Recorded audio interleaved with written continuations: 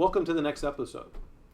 What I've been thinking about in the lair, with everything going on today, is defunding the police. I think that's the worst idea ever. If anything, I think they should be getting more funding because I think they are missing out on a tremendous amount of training, not just understanding policies, procedures, and regulations, but training in physical combat. Because I'm seeing a number of these police officers that have an advantage and then somehow a person is able to escape. They should be having more training. They need to have training in the psychology because I think police have one of the toughest jobs in our civil servant aspect because they have to not only deal with the psychology themselves of going to work and possibly putting themselves in harm's way, but maybe even civilians, and then they may have to take down a suspect. So they have to deal with that themselves. They also need to learn how to properly de-escalate. So I'm not sure that the training is enough there. And then on top of that, weapons training. And it's not just one piece of training that they should be working on. I think it should be training and it needs to be continuous. Throughout my entire career, I have focused on training as a way of gaining new employees and retaining them. So joining me today, my special guest, retired Navy SEAL TK Eppley. TK, welcome back to EchelonOrchid. Thanks for having me back again, Dan. I like this topic and I think it'll be fun. Yeah, absolutely. We talked a little bit the last time you were on about the amount of training you had to go through to become a Navy SEAL. And really what I took out of it, and one of the big takeaways is after BUDS, BUDS kind of seemed like that was your basic training. And your real training didn't happen until after you had been around a number of the Navy SEALs. Would you say that to be accurate? Yeah, I joke around kind of saying that, basic underwater demolition school or SEAL training is basically like rushing a fraternity. It's 6 months long and you're learning just enough to have the basics. I know how to set up my dive rig. I know how to disassemble, put my weapon back together. Know some basic, walking around in the woods type of stuff. I know some basic diving skills for combat swimmer, but I don't really know how that applies to the real world. The next 6 months after that is now taking folks that have made it through that crucible and then saying, what skills do you need to be able to show up and go to a SEAL team and go into a SEAL platoon and be productive, where you're the new guy and your only job is to be a sponge and absorb more in that first platoon. And I think just like anything else, but in particular when life and limb or depend on it, being a lifelong learner is hugely important. Right? You and I both agree on that. And whether it's, physically, technically, or whatever, it's like you have to want to get better at whatever craft you said you're going to get better at. I think it's a big conundrum when you talk about policing because it's largely municipalities. You're dealing with municipalities that don't have a lot of money and they're trying to get the most for the least. And they're trying to be compliant with a whole bunch of local, state, federal laws, and they have a limited police academy. Right? And all of those are largely financially driven. Absolutely. They are all financially driven, and we're all fighting for the right dollars to go somewhere into whatever welfare program there might be. Maybe the welfare program happens to be, the streets need to be paved, or schools, or firefighters, paramedics, and police. And we've got only X amount of money, and then from there, we've got to figure out the proper way to divvy it up. So, when you were going through your training, how much time do you think you spent, percentage wise, in just, physical combat? Yes, you're going to use weapons, but at some point in time, you're as a Navy SEAL, we're going to come in contact with someone. And what happens then? There's a struggle maybe for the weapon or something, I would imagine. Strangely enough, and I'm referencing 30, 35 years ago now, there wasn't a tremendous amount of formal training. Right? A lot of guys would be out on their own learning and things like that. Some of the older guys would be into some sort of martial art and you would kind of gravitate towards that. As we kind of moved forward, and it was one guy in particular who was really big into Brazilian Jiu-Jitsu and Muay Thai and everything like that. He's a great martial artist. He basically said that we were the only special forces unit in the world that by default didn't have a fighting style or a fighting system that we adhered to for training as part of training. And that brought about some contentious conversations, as you might imagine, solely because tell me which martial art is better than the other, right? And you ask 100 people, you're going to get 200 answers, right? So kind of how we solved the problem was we started bringing different people in with different fighting styles. And I'm pretty sure today where I used to work, they've actually built like a dojo, or part of the gym is now dedicated towards a matted room that dudes roll in. You know, they tried for a while and with different systems to institute it, because some of it just comes down to dollars, even at the federal level with the amount of money we had. How are we using those resources, right? Some of the largest administrative fights in the community had been over, why are we picking this style, this guy to come in and teach us as opposed to this guy? So, you know, it's not easy. And I'm sure that, you know, 20 years of sustained combat where you're actually grabbing onto people and everything like that have made people think differently about it. I don't know exactly what goes on today because I've been retired for quite some time now, but the lads aren't getting any less well trained. Let's put it that way. Right. I can't imagine they would be. I mean, you know, as you mentioned last time, and maybe I'm not saying it exactly correct, but you essentially had said that it appears as if the SEAL community is becoming more of a business. And so I think it would probably be bad business if they weren't becoming more trained than what they were after you went through BUD/S. I totally agree with that. And I'll also say that, you know, in anything, and this is from the first SEAL in the early 60s to today, nobody wants to embarrass themselves in front of their peers, right? So you spend a whole career, you don't want somebody to tell you you're doing a great job. You just don't want somebody to tell you you're doing a bad job, right? And so you get this servant mindset that, hey, I'm here to do what I have to do, so I'm not a deterrent or adversely affect the team. And whether that's lifting weights, reading a book, learning how to do a new skill, or certainly to a certain extent fighting, then you've got to do that. Absolutely. And so, you know, you all were constantly training, and you had to know a lot about international law, I would suspect, based on at least the countries you were going into. You probably needed to know a good amount about, you know, the laws and regulations that were there. Actually, you know, or did you just leave that to the compliance officer? Well, it functions a little bit differently than that. When you go forward somewhere, you know, something as benign as helping another government agency and being on the ground with them, or, you know, going to Afghanistan and Iraq in full-blown combat, everywhere you go, I'll even say it this way: if I was on a ship as part of a SEAL deployment and we were pulling in for a port call, the lawyers, the CO, every, you know, cultural people, they would get on the ship's television and they would give you the lay of the land of what's culturally appropriate, certainly what's not culturally appropriate, and how to behave, what will get you thrown in jail, right? Those types of things, and how to be a good American and be a good representative of the brand when you're in there, right? Then as you start to get towards where there's like a passive opportunity to be aggressive, and I mean that you're not in uniform and it's not outward, all the way to you know, jumping out of an airplane or riding a Humvee in, or those kind of things, you're going to have rules of engagement briefs, right? Now, in my mind, the rules of engagement have always been somewhat common sense until it's time for them not to be, right? In the early days after 9/11, the rules of engagement were very simple, right? And when I went to Panama, the first time out of the box, the rules of engagement were if somebody has a firearm and you can shoot them, right? It's not like, it wasn't very complex, but there are times where you go into city areas where you've got to deal with civilians, you got to deal with kids, you've got to deal with the local police, you've got to deal with all those people. And so that becomes a lot more convoluted, right? That speaks to a level of maturity that you have to have. And you get that maturity from constantly training, right?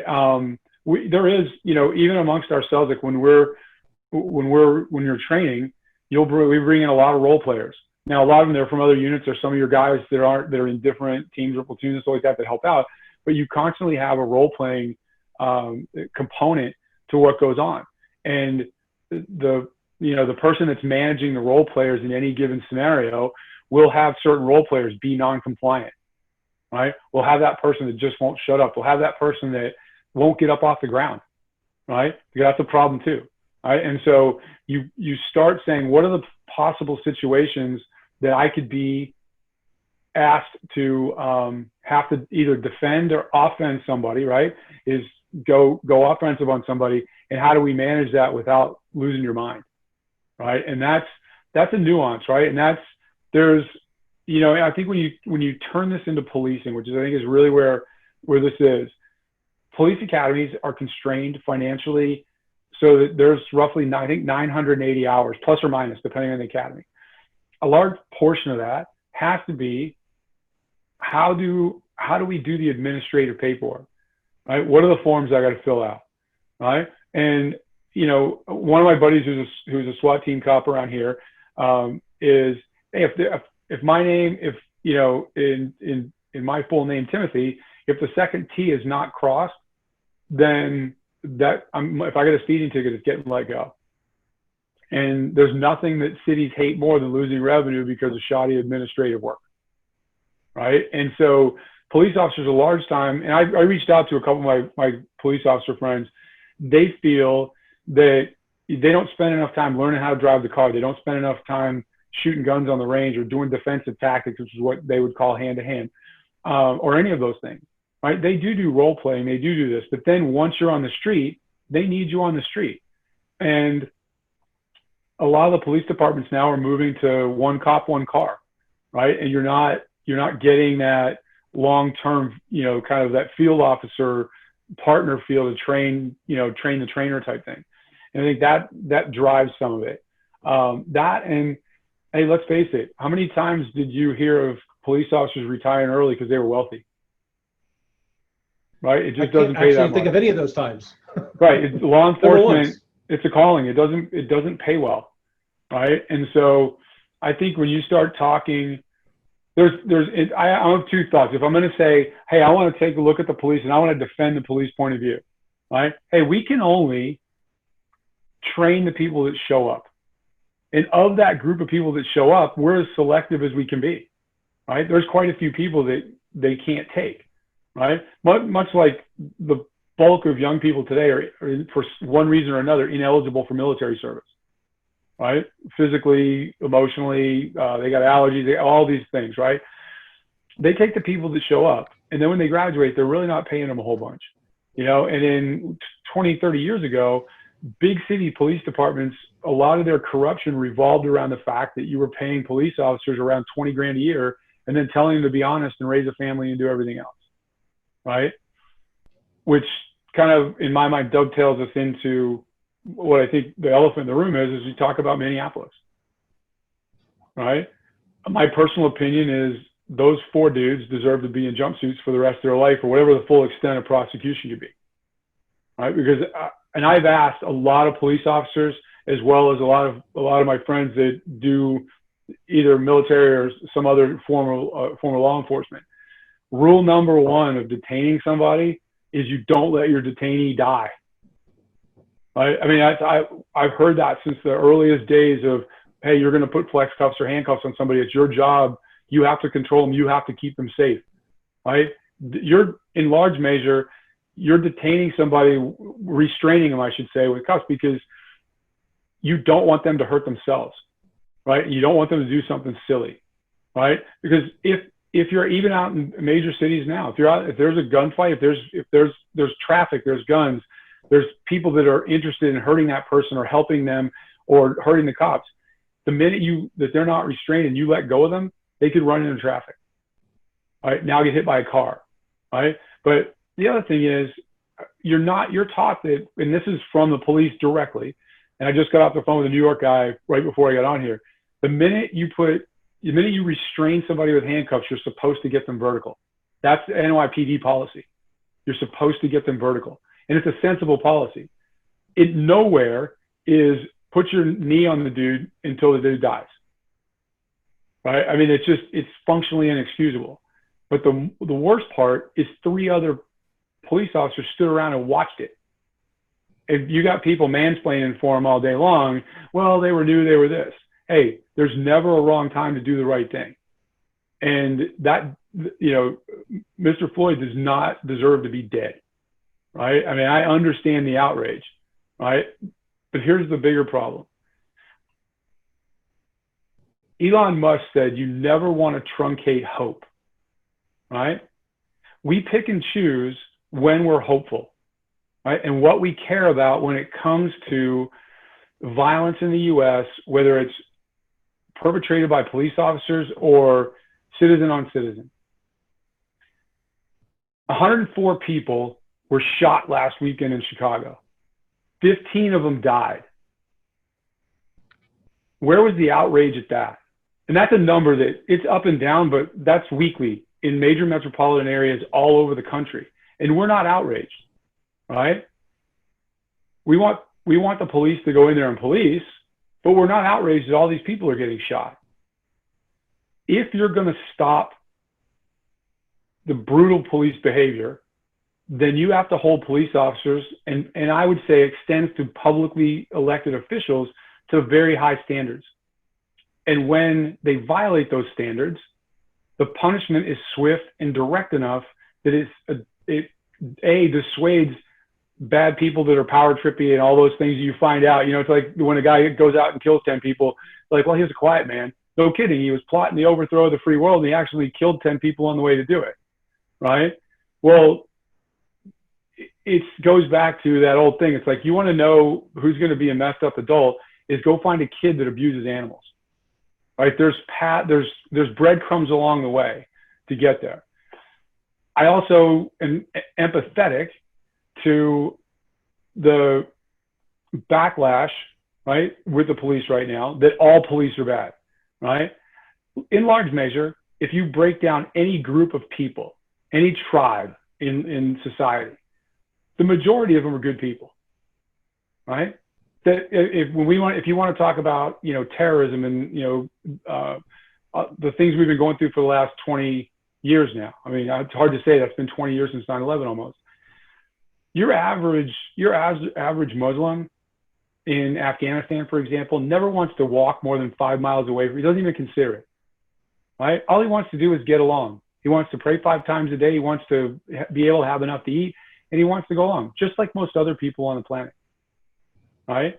The problem is now you had 3 people stand there and watch one dude murder somebody, right? Only 7 million Germans were actually Nazis, but the passive majority stood around while they murdered 6 million people, right? That's what, when you start saying Black Lives Matter, when you start saying defund the police, and you start talking about, you know, things that are very near and dear to people's hearts, what you have to say to them is that we are going to hold accountable the institutions that should be keeping us safe.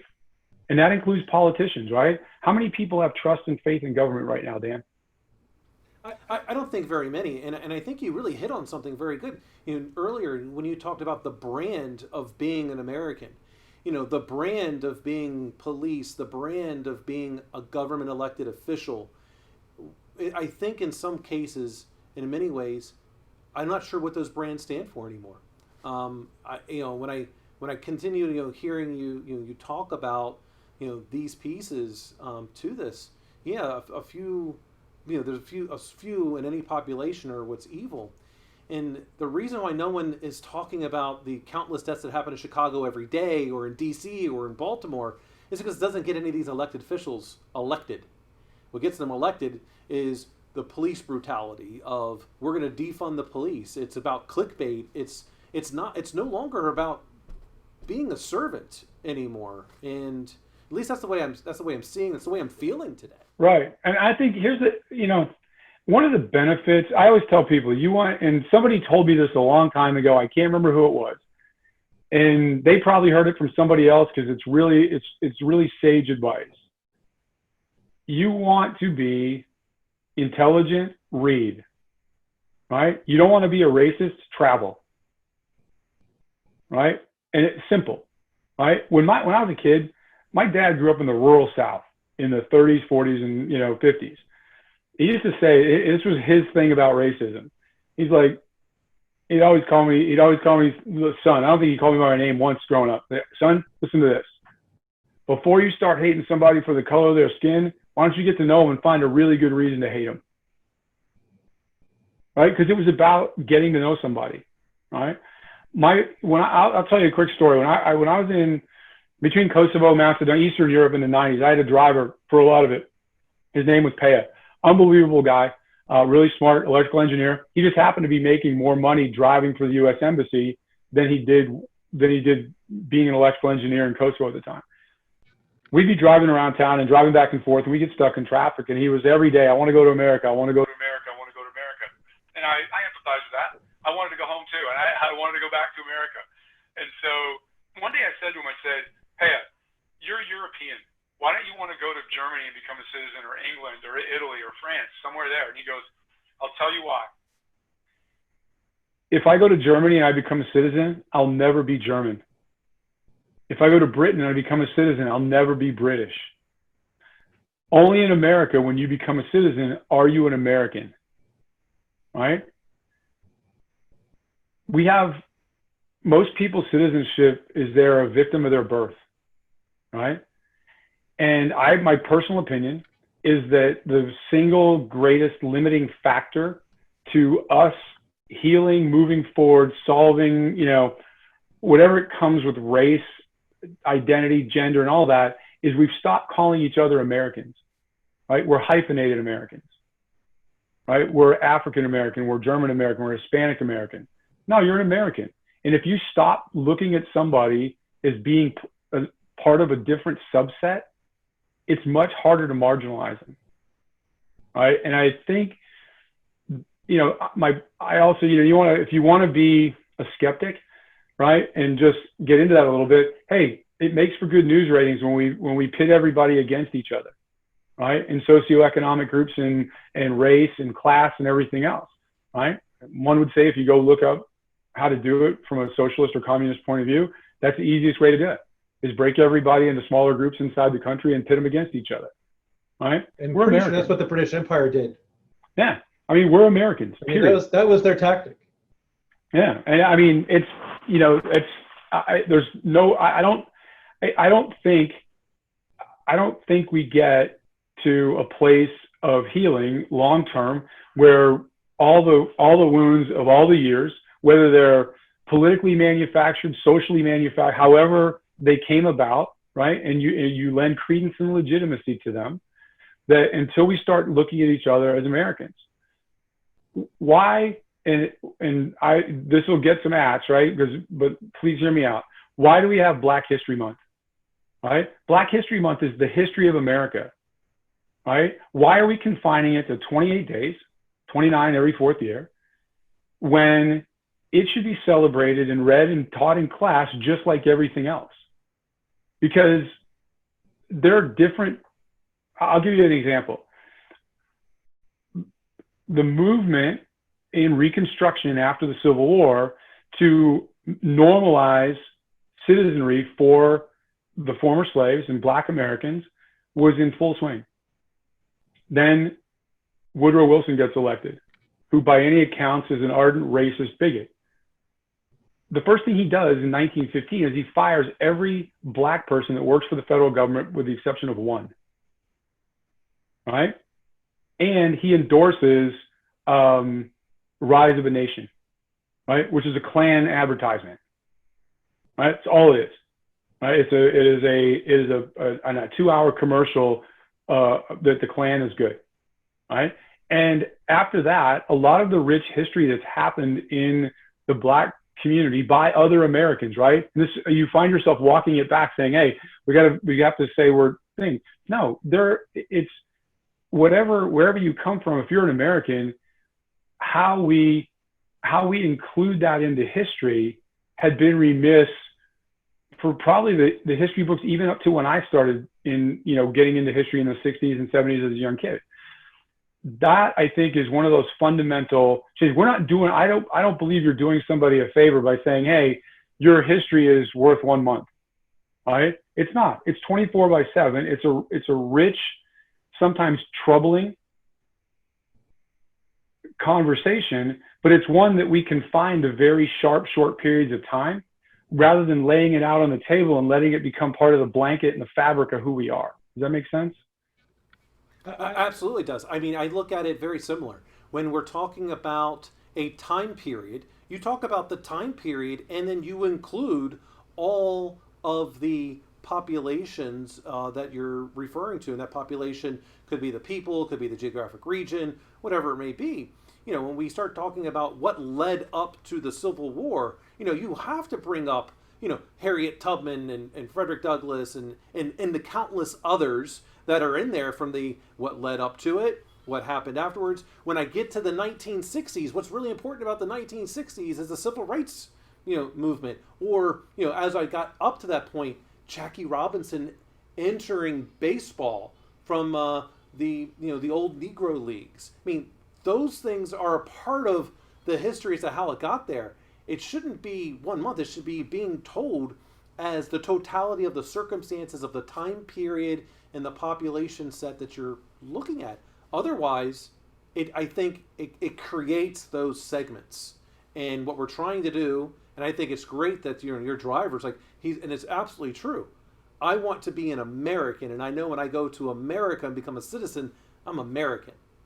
And that's it. Get everybody looking at each other like they're Americans and not some other disparate group within a polyglot whole, then a lot of this goes by the wayside, right? Even, I mean, here's the thing. Who's Larry Doby? I know you know because you're a baseball player, right? Who's Larry Doby, right? He was the second African-American to play in Major League Baseball.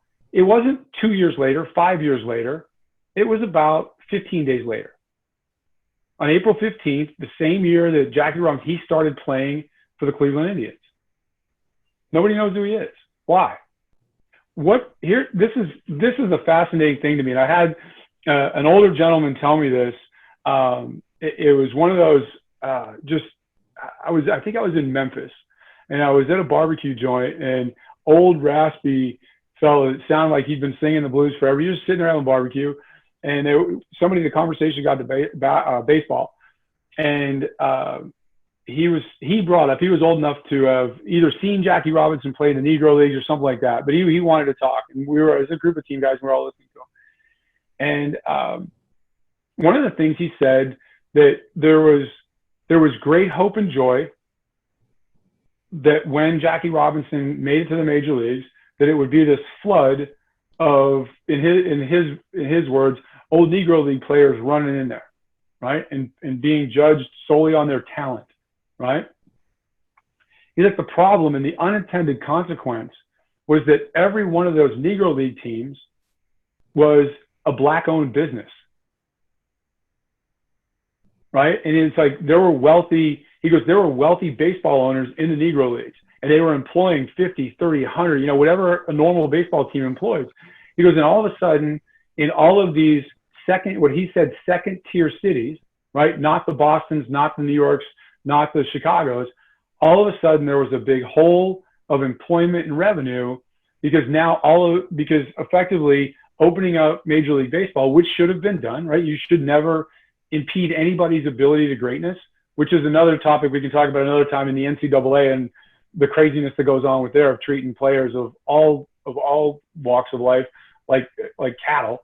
But everybody was you couldn't imagine that the Negro Leagues would disappear, right? And he was lamenting that while trying to celebrate the fact that he got to see this guy play and how he broke a barrier, and he was somewhat of a hero to the black community.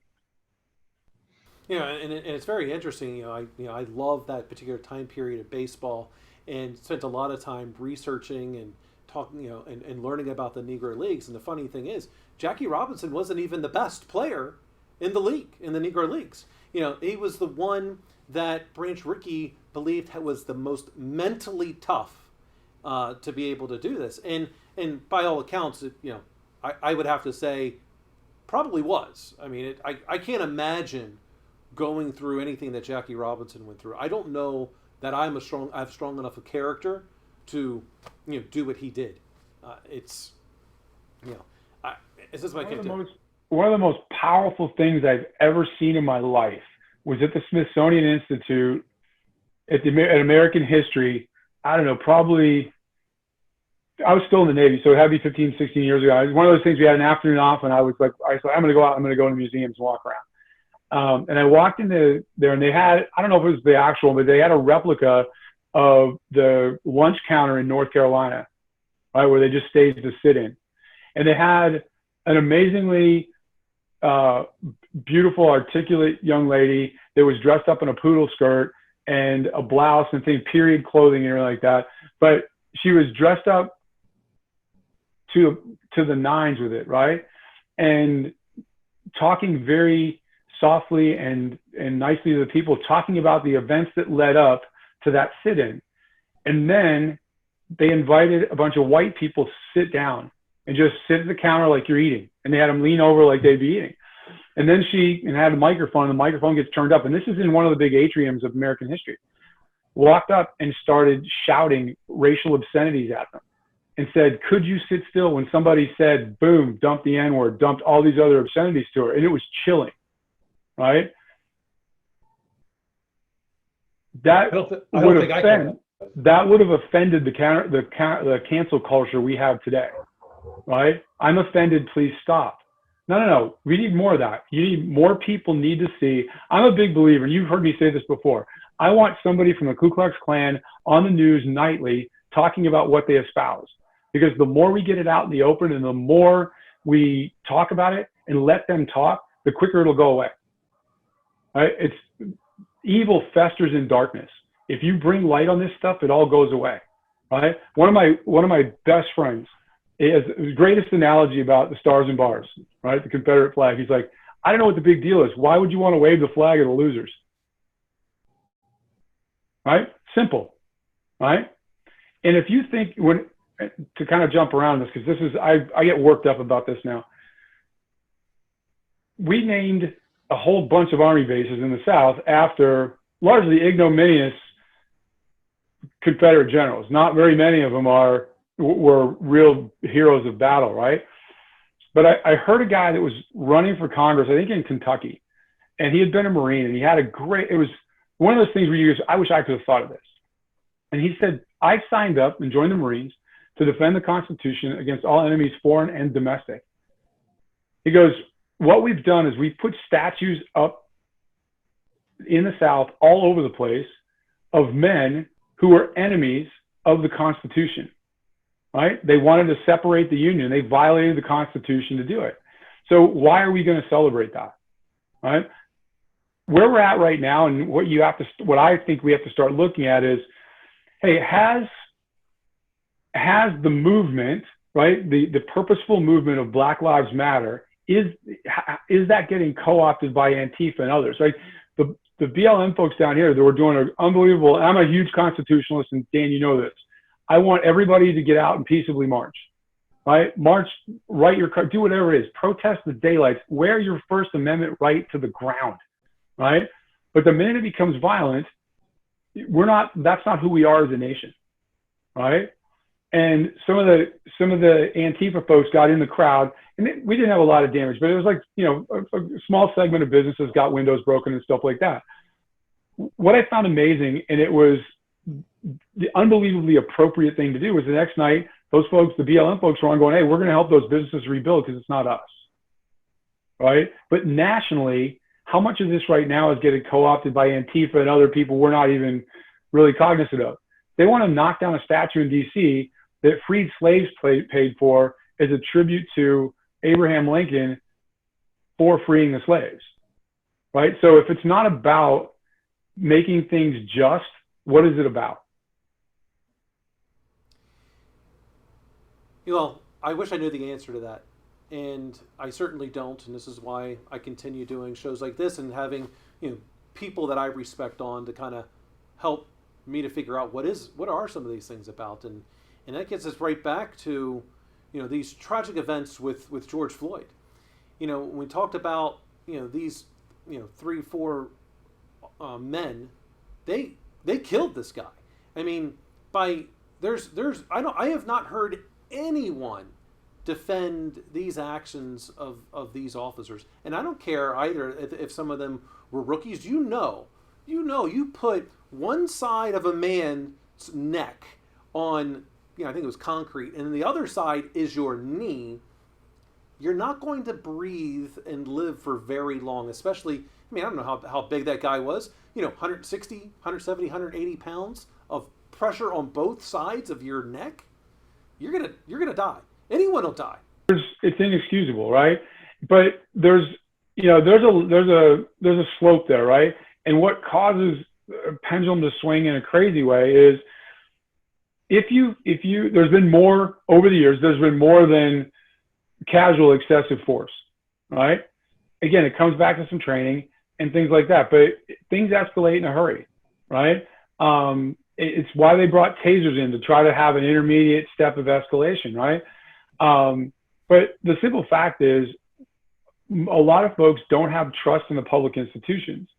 And it's easy to point at the police officers surrounding the Floyd incident and go, yeah, those people need to die, right? But there's levels of malfeasance in how you deal with a suspect, how you deal with somebody, even how you deal with people on the street, right? I think community policing is one of the hardest things that you're going to do, right? Every now and then you'll see absolutely it is. You know what I mean? Because you have, and I'm not going to say unjustly, generations of people of color in this nation that have grown up, and they've been, hey, don't mess with the police, right? Have you ever worried when you were driving your car, when you get pulled over, even if you know you didn't do anything, like, were you instantly afraid? Never. And I think this has to do back with, at the time, even after slavery was considered outlawed, and then even after the civil rights movement and laws were put in there, what happened is they started, they created laws that made it to where they could essentially put a person of color in jail, and then it became labor from the jails to go back and essentially be, back as if it was slavery all over again. And a loophole in the 13th Amendment. Yeah, right. But that's absolutely, and that's what became exploited. And so, there were I can't remember all the different crazy laws that were on the books then, but it had everything to do with them about, I think it was like, a person of color is a reverend in terms of marrying someone without state permission and all these things, and they could go to jail. And then there were a ton of these laws that were out there. And so I can see, as a person of color, if this is what's ingrained, look, if I could even look at a police officer wrong, I could just go to jail, and then I'm going to wind up, going to jail and then having to work, the land again. That's ingrained into their psyche. You're not getting rid of that in a couple of years.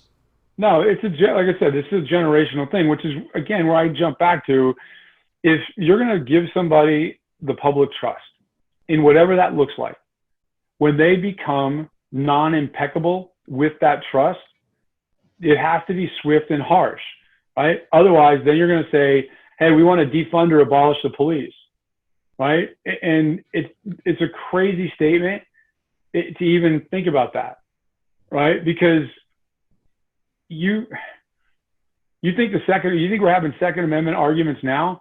Start defunding police departments and see what happens, right? Then it becomes absolutely. Then it becomes vigilantism, right? And then that's never good. Not even. It's that's not to say that's not even good is an understatement to not good. That's the scariest thing imaginable. Because absolutely, right now there's 600 million guns in America, roughly, plus or minus, and that's, you can go online and find a different number every day, but it's in the 500-600 million range. They're held by lawful gun owners, right? If lawful gun owners were the problem today, we'd know about it, right? It's one of the reasons why when people have heard me in public talk about the Second Amendment and all the laws that we're trying to pass that effectively usurp the Second Amendment, I'm like, show me one law that gets the guns out of a criminal's hand, and I'll be the first guy to tell my congressman to sign it. Right? But it doesn't work that way, right? And we've allowed a certain segment of lawlessness that leads to those big body counts and big hospital counts every weekend in major metropolitan areas. We've become desensitized to it. It appalls me that 100+ people were shot this weekend in we're not having a major discussion about how to stop it, right? Or for the past 20, 30, however long it's been going on, right? That's the bigger problem that I see, is like we've become so desensitized to certain segments of the population, either socially, racially, or financially, that people that don't have the means to defend themselves in a certain way, we're okay if we kill a bunch of them. Because that's really what we're saying. Because we don't do anything, you're okay with it. Well, I agree, and that's because no one is really doing anything about it. And so as a society, we're basically saying, one life's worth more than another by not doing something. And we should be doing something with all of them, because, murder is murder. And slightly switching it, because everyone seems to agree on the aspects that happened with George Floyd. If we switch this and pivot a little bit to what happened in Atlanta, I'm a little bit more mixed here, because this was part of why I wanted to talk with you, because I take a look at the body cam footage and the dash cam footage of what seemed to be, at least for a good amount of time, a relatively peaceful exchange, and then it went violent quickly, and then these two officers could not detain this person, winds up wrestling, getting away, getting the officer's taser, and running. Now, in my mind, the first thing I'm going through, and this is that psychological aspect, I don't understand why the police even ran after him. I mean, I've got his car, I've got his ID, I've got his car keys, I've got his wallet.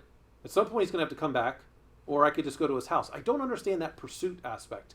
And then, I'm also still kind of mixed. Yes, a taser in the state of Georgia, the district attorney had said a few weeks earlier that a taser is a lethal weapon. And so in my mind, I go, well, if it's a lethal weapon being pointed at me, then the police are going to respond in force. But, so all these things are going through my mind. And so I'm not entirely sure how I feel about the whole situation. But I go back to, if these police were properly trained on detaining an individual so that they could not harm themselves, going in traffic like you had said, or getting my taser, then that would never have happened. Well, and this is from what I've read, and I haven't done an exhaustive thing. If we start with, and this, look at it from public view, that it took more than a country minute for them to arrest everybody associated with George Floyd and to act like they gave a shit, period, right, in my mind, right? Again, if I'm going to say we're going to be the good stewards of the public trust, the minute that that a guy dies in the custody, they're all pulled off the streets, and we're not going to throw them in the jail cells right away, but we're going to detain them at the precinct while we get to the bottom of why somebody died in their custody, period. How many times have police officers, over the years, have you heard the news where somebody died in the back of a police car, right? And it's a very small population that wrecks it for everybody else. Well, now you go down to Georgia. From what I understand, that victim, and I'll use the word victim, was released. It's still a loss of life that was unnecessary, right? Exactly. That's what I'm going to say. It was not necessary. People's emotions get into this, but the dude was a victim, right? Did he deserve to die that day? Well, let's talk about the psychology of it. From what I understand, he had been released as part of letting folks out from COVID, right? So he in his mind won the lottery and got let out of the clink early.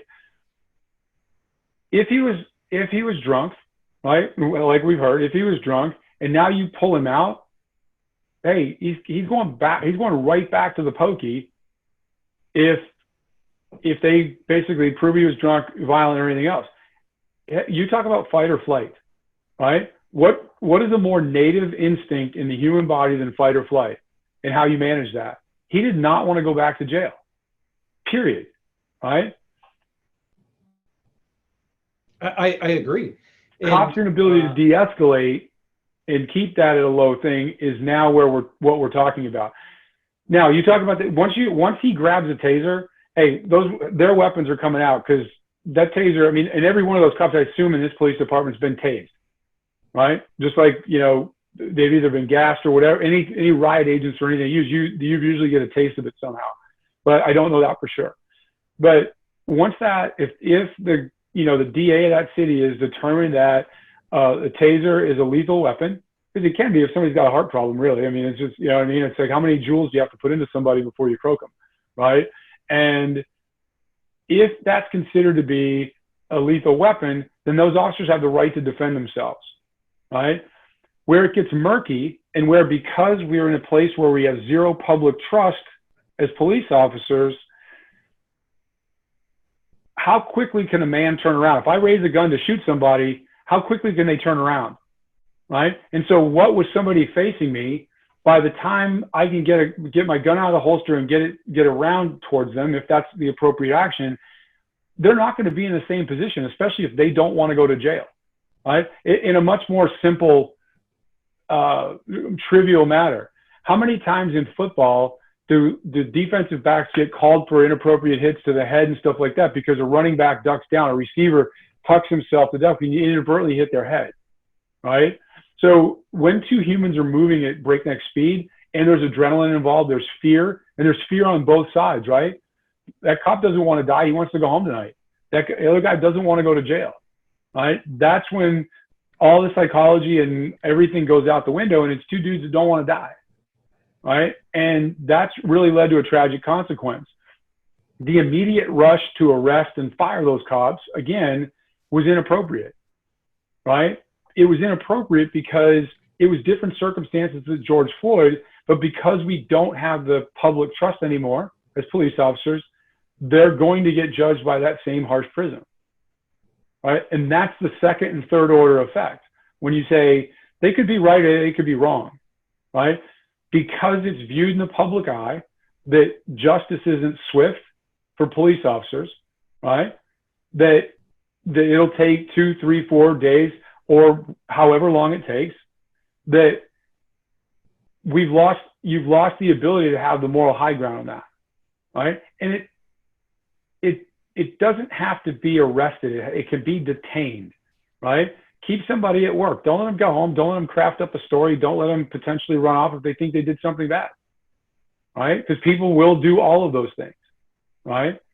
But, I could talk about this for days, but there's a few things I think that are important. And one of them is, well, how are we writing laws, right? When you start writing laws that have mandatory minimums, what you're saying is, I don't want the judge to have any latitude in how he sentences somebody. And some of my lawyer friends can call me and tell me if that's constitutionally even appropriate, right? More important, I don't think it's ethically or morally important, because you're saying, hey, if you have crack on you, it's automatically this amount of years. There's no discussion about it, right? But if you do this, it's this time. And it's not like, justice isn't a matrix, right? And that's what they're trying to turn the matrix into. And it disproportionately affects certain groups. And you can't argue that, right? Let's have an honest discussion about who wrote that law, right? And who signed, who was a big player in that law, right? And those are the hard things, right? Everybody wants to talk about, it's easy to say fire all the police. It's hard to say we're not going to be a lawless society. How do we make this work better, right? And I think that's kind of where, I'm going, like, I don't want to defund them. I want to get them more funding. I think, and I've heard people say, and, I don't know how much of a colleague Jocko is with you, but he's been very adamant publicly about, because he's a big proponent of Brazilian Jiu-Jitsu. He's got his own dojo and things like that. And I think he's on to something about, let's get them the training. And I'm okay if it takes 5 years. And the reason why I'm okay if it took 5 years or 3 years is that, to me to work on a technology system inside the Department of Defense, I had to meet DOD 8570.1, which tells me the level of certification I need. So a lot of those required me to have, the level 3 certification. They've changed some of the regulations up a little bit in terms of that. But that meant I had to have a CISSP or a CISM or something like that, and then possibly a specialty. But to have one of those certifications, I'd have 5 years experience just to sit for the certification. And I'm not having to deal with someone potentially pointing a gun at me like these police officers are. So, I know it's not a fix immediately, But I'm looking at, is this going to have an effect 15 years from now? Right. And again, we're going to get all excited for a moment in time, right? That's always the big fear, is we get excited for that moment in time. I think that's true. Right. And what's the long-term effect? You could double the police academy time, right? And say, okay, the first half we're going to focus on, or first portion of it, we're going to focus on all the minutiae that keep speeding tickets from getting overturned and stuff like that. The bulk of the training is going to be how to be an effective protector of the public good, period, right? And I think, there's no other discussion, right? And when you have large swaths of police just refusing to answer calls, right, that's a problem, right? And I'm not blaming the police, right? I'm saying that when people get pushed to a certain point, their emotion allows them to do only certain things, right? And because they feel that's the only option, I couldn't do anything else, right? Well, they feel the only recourse they have in large measure is to basically go, no, you guys got it. Have a good day, right? And not answer calls.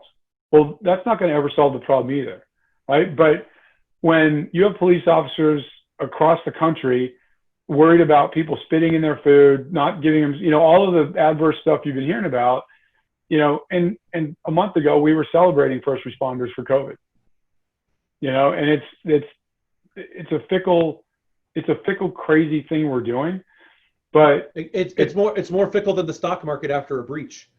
Oh, no doubt. Right. I mean, that'll tip and it'll go right back, right? Because we can quantify that. And it's an inanimate object largely. Right. And the people that get adversely affected, at least in the front end, are largely wealthy. Right. So people, whatever, who cares if they lose a little bit. Right. But when you're talking about public safety against allowing certain groups, certain people in our country to feel so despondent that they don't trust the public institutions, that's what you have to fix, right? And the way you fix it is by holding people accountable in a swift fashion. And part of being able to hold somebody accountable is to understand that they're properly trained, right? And do I understand that, right? As a citizen, do I understand that everybody in the Beach Police Department is properly trained, right? I know a police officer that could only do three pull-ups when he went through the academy. Right? That doesn't sound like the very peak of physical fitness if you can only do that. But what's the culture? Right? What culture do you create? Right? When we talk about, let's get back to leadership, Dan, because we always come back to this at some point. What culture do I create? Right? That's really what it's all about. What do we demand from our leaders? Right? And I don't consider elected officials to be our leaders. They're our representatives. Right? And if they can't represent us correctly, because we call them our leaders, we let them tell us what to do, right?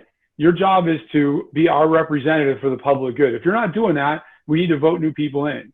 But when you talk about chiefs of police, chiefs of fire departments, city managers, right? In Virginia Beach, the mayor is largely ceremonial, right? You have a city manager, right? That person should be a person that has high impeccability in the public trust, because they are going to oversee the fire department. They're going to oversee the police department and all the other public safety functions. We have one of the best EMS programs around here because it's all volunteer. Right? You have the professional firefighters that roll out as paramedics and calls, but you get in the back of an ambulance in Virginia Beach, it's all volunteers. The city pays for all their training, but they're doing it because they feel strongly about helping to protect the public. And we have great EMS service around here because of it. Right. And one of the things that I would do if I ever become an elected official, which I doubt that I will ever run, but at least I would. One of the things that I'd be a proponent for in terms of this training aspect is very similar along those lines. The county or the state's paying for these EMT service. Every business is looking for another way to do a tax deduction. Why not allow these different dojos that are out there, so it's not a direct burden on the county or the state? If the police go there, every month, whatever that rate is, they're kind of going for free, but that's a direct, I'll give them 3 times the deduction. I don't care. If it's $100 a month, let them write off $300 a month, because that way it helps the small business owner, which is typically what a dojo's being owned by. I mean, they're not doing it for a huge amount of profit, so let them get a little bit. The law enforcement gets some training, and they're going to be comfortable in those physical situations. The laying of hands on someone, when someone gets agitated, they're not immediately reaching for their sidearm. They know that they're comfortable with that physical combat. They're comfortable as a training scenario, as you had mentioned, with the other folks in your crew as a Navy SEAL. They constantly are going through that training of the person not responding correctly, the person staying on the ground when you want them up, the person that's up is not getting down, and they're having to lay hands on a person and be comfortable in putting them in a position that's not going to hurt themselves. I mean, that's really the key. And you had mentioned in one of our other conversations that you believed, and hopefully I'm saying this right, you believe that it shifted from I'm putting them and I'm detaining them in a way to not hurt themselves, to where now it's about the law enforcement officers, so they're not the ones getting hurt. And I think that's it's always been about your job. Number one, when you detain somebody, especially if you've got to restrain them in handcuffs, it's your job as the detainer not to let the detainee die, period. Right. And I think you said that it seemed like that the officer, law enforcement, was now, instead of it trying to protect them, they're trying to protect themselves. Right. Well, that's, again, you come back to, hey, I've got this person detained, how, we've all seen it on Cops and all these other shows. It's funny. There's a drunk guy who's half naked, in the wrong half of being naked, and he gets loose from the handcuffs and he goes running around the park, right, until they can get him back, right? And that is like he has one job, just hold on to this guy, right? He doesn't, and we've detained people before, and like my worst fear when you detain somebody is that they're going to get hurt in your custody, because that's a solid, to me, that's a solid kind of covenant or contract you have with that person that, hey, I've got you calm enough to a point where I can restrain you, right? Whether I had to be physical or not to start that off, whether I've got you to a point where we're all calmed down, and now that you are in my custody and I've taken away your ability. If you fall down, you can't even break your fall, right? That's, if you think about it, that thing. What catastrophic can happen if somebody can fall down without arms? Right? The easiest thing is they can dislocate a shoulder. The worst thing is they'll hit their head and die in some freak brain trauma, right? But it's that simple. This isn't rocket science, right? And how you hold on to them is important, right? How you hold on to them in relationship to your weapon is important, because that person is going to be scared. They are going to be actively trying to flight to a certain extent, and they're probably thinking about how to get away, right? And especially if they're intoxicated in any fashion, right? So where am I where is that detainee in relationship to my weapon, right? And all of those thoughts, right? But again, I think it comes back, and I agree with Jocko and everybody else I've heard in the public space say, it comes back to training. Right? How quickly can I get somebody from police graduation into a car by themselves where they can make adult, competent decisions that don't reflect poorly on that municipality or larger? I mean, think about how many I absolutely agree. I think about how many state police officers, right, have given their lives for speeding tickets. Right? I mean, and it's not a speeding ticket. They pull somebody over who's got a warrant. Right? The guy just trying to live his life, fall under the radar. He's got a tail light out. They pull him over. Or he's going 5 miles an hour with the speed limit. You probably never know who that guy is for the rest of your life. And he bowled on a warrant. He pays cash for everything. He's got a very low footprint. They pull him over. What does he not want to do? He does not want to go to jail. He gets out of the car, shoots a police officer, runs him over in his car. That happens every year. Right? And it happens more than not. What for a damn speeding ticket? Right? I mean, how fast do you have to be going, right? I mean, that's literally like, if you're on I-64 or 95 here in Virginia, and you're going 70 instead of 60, who cares? Like, absolutely, who cares, right? And we also have to, this concept that every law is worth prosecuting to the full extent, that drives up folks' emotions, right? When you just couldn't let it go, right? And I think that's always a big thing. It's like, and that's in business or anything. At what point in an argument are you like, hey, if I keep this going, this other person is not going to calm down. So I need to be the adult and ratchet the situation back to something that is not going to get anybody hurt, right? And in business, it's your feelings. You're going to get hurt, right? Or you want that person to quit or whatever, right? But if you start putting guns and consequences into it of, being incarcerated or having to take someone's life, that's when people stop thinking as rationally as they possibly could. I think you're making some great points there. TK, I really appreciate you coming on again and helping the audience here understand a little bit more about, why we have some of these issues still in America and the issues that our law enforcement are facing. It's a tough situation for all of us as society. We all play a part of this.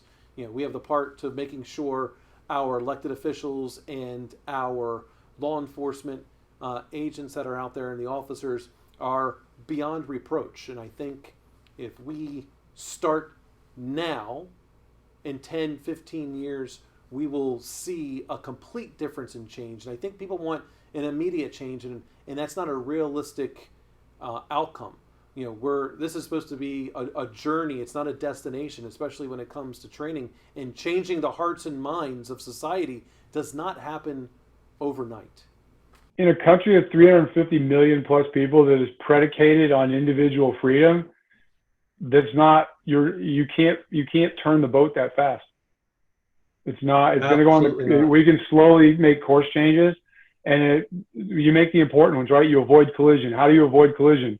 Like when somebody murders somebody, put them in jail, and even if that's a cop, right? And especially if it's a cop, right? And so I totally agree with that, Dan. It was a pleasure coming on here. This gets me riled up because I think we're not doing the right thing in a lot of places. Absolutely. Well, I'm sure we will have more to talk about in the future. I hope you're doing well with your goals that you had talked about.